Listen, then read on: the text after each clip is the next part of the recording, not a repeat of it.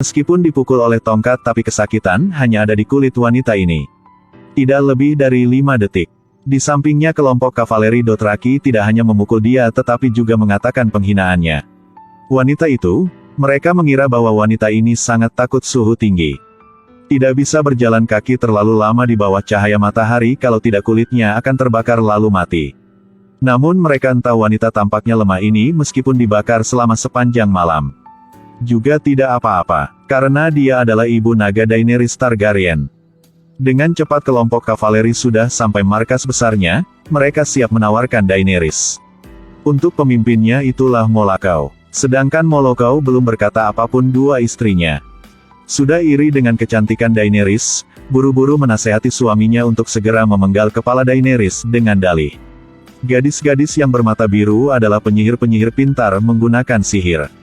Tapi setelah Molakau mendengar dia hanya tersenyum lalu berniat merobek pakaian lawannya. Hasilnya Daenerys melawan dengan keras, bahkan Daenerys menggunakan bahasa Dothraki.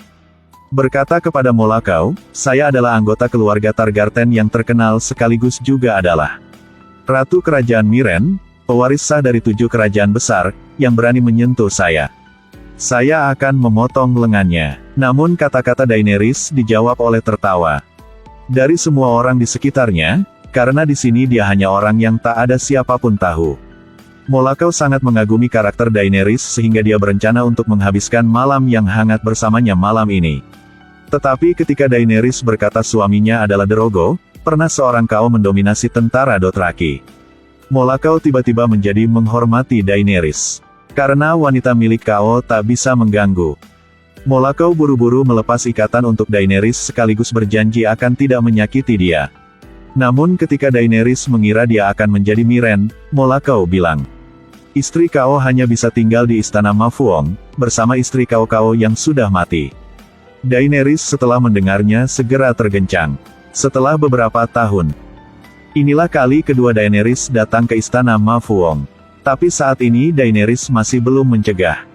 Berniat untuk memerintah 7 kerajaan besar, dia tidak ingin mengubur hidupnya di sini. Pada saat ini seorang istri Kao tua sudah menasehati Daenerys mencegah pikirannya. Sekaligus menyalahkan dia sudah mengkhianatan adat orang Dothraki karena setelah Drogo meninggal. Dia sudah tak kembali sini tapi pergi ke tempat lain. Jadi pada malam hari ini semua istri Kao sudah berkumpul di istana Mafuong untuk berdiskusi tentang hukum untuk Daenerys. Meskipun entah hukum itu tapi Daenerys tidak takut. Sekaligus saat ini dia memikirkan ide yang sangat ceroboh. Dan kemudian semua Kao sudah berkumpul lalu memanggil Daenerys agar dia menerima hukumnya dari dewa-dewi. Pada saat ini, satu Kao tiba-tiba berbicara mengatakan bahwa beberapa bangsawan di Yunkai bersedia menyerahkan 10.000 kuda. Untuk mereka memotong kepala Daenerys. Setelah mendengarnya semuanya mungkin setuju. Selanjutnya seorang Kao yang lain sambil tertawa dia bilang sebelum memotong kepala Daenerys membiarkan dia melayannya semalam. Setelah mendengar kata-kata itu Daenerys segera bilang. Tanpa diduga, jumlah total pasukan di bawah semua Kao di sini digabungkan kurang dari 100.000 orang. Tapi setiap hari, kami hanya berbicara tentang penjarahan di desa-desa kecil dan tidur dengan berapa banyak wanita. Betapa kuda yang sudah dirampok. Bagi saya, kecuali Dorvo Anda hanya orang biasa. Tak diharga menjadi pemimpin orang-orang Dothraki. Namun Kao setelah mendengar mulai tertawa. Karena betapapun heroiknya, Dorgo kini hanyalah kerangka kering. Setelah mendengarkan kata-kata ini, Daenerys segera berkata dengan bangga, saya secara pribadi akan memimpin orang-orang Dothraki untuk melawan 7 kerajaan besar. Begitu kata-kata itu selesai, semua Kao tertawa, dan akhirnya mereka setuju untuk memberi Daenerys hukuman. Itulah kematian. Seorang wanita lemah tapi berani mau menjadi pemimpin kerajaan Dothraki, itu terlalu lucu. Daenerys juga tak berkata apapun. Pelan-pelan meletakkan tangannya di api di sampingnya. Adegan ini membuat semua orang tergencang. Anda yang berani menyentuhku. Anda akan meninggal. Begitu Daenerys selesai berbicara, dia mendorong panci api ke tanah, dan semua Kao ketakutan. Tapi Daenerys terus mendorong satu pot api demi satu. Dalam sekejap, seluruh ruangan dilalap api.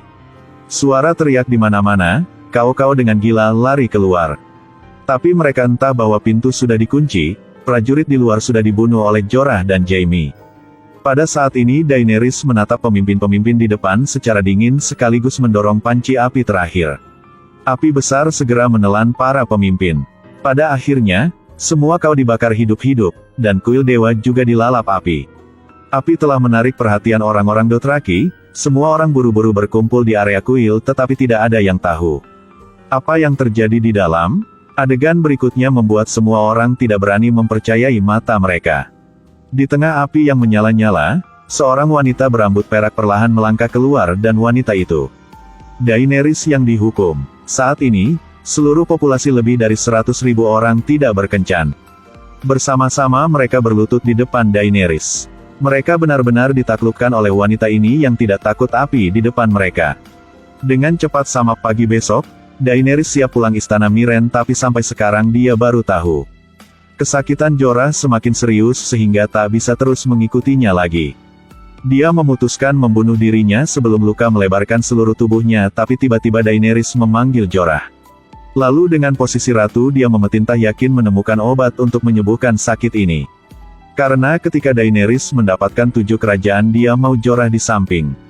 Seperti itu perintah ratu sudah menyalakan harapan hidup Jorah. Kemudian Daenerys memimpin tentara 10.000 orang meninggalkan istana Ma Fuong.